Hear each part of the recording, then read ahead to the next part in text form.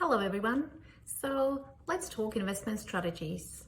As a trustee of a self-managed superannuation fund, you are aware that you need to have a valid investment strategy in place, but do you really know what it is?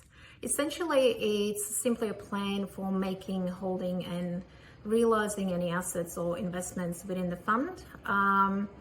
Obviously, you can't make these decisions until you establish your retirement goals. At what age you want to retire and how much money you're gonna need to have by the time.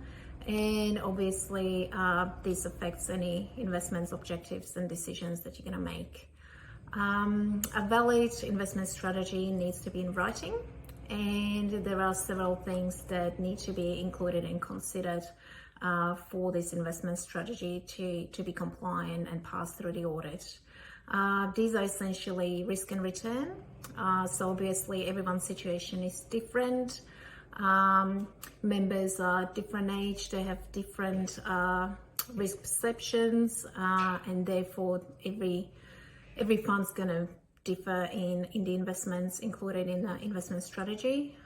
This also affects obviously the composition of the investments held by the fund. Another thing that obviously needs to be considered is liquidity.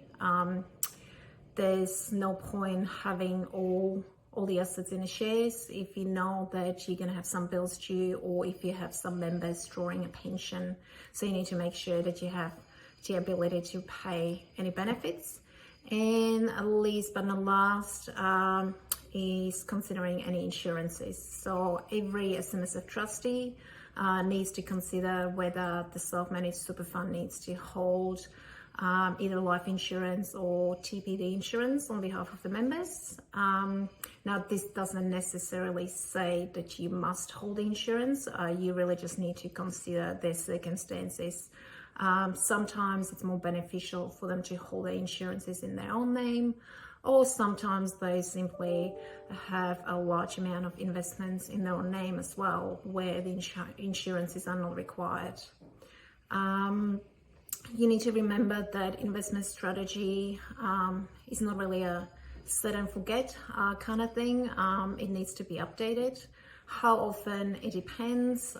Some people look at it at least once a year, which may or may not be required. However, you should definitely be considering a new investment strategy or having it reviewed each time the share market changes considerably, or you have a new member coming in, because obviously the circumstances of the members are going to vary.